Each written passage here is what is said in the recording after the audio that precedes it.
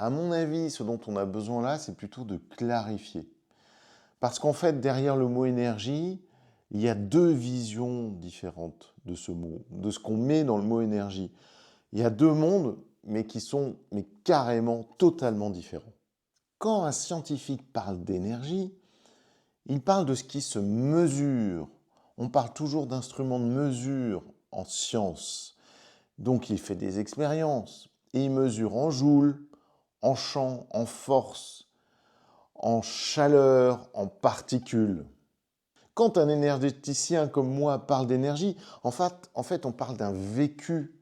On n'est pas scientifique, on n'a pas fait d'études en sciences. Il peut y avoir des énergéticiens qui ont fait des études scientifiques, mais la plupart d'entre nous ne l'ont pas fait. Ils sont allés jusqu'au bac, peut-être ont fait quelques années supplémentaires, mais ne sont pas véritablement scientifiques. Donc finalement, quand on parle d'énergie en tant qu'énergéticien, on parle de sensations dans les mains, on parle de chaleur qui s'installe, de fraîcheur parfois et de chaleur, de contraste entre la chaleur et la fraîcheur. On parle d'une circulation intérieure, même que parfois on visualise avec des couleurs en particulier. On parle d'une émotion apaisée ou réveillée.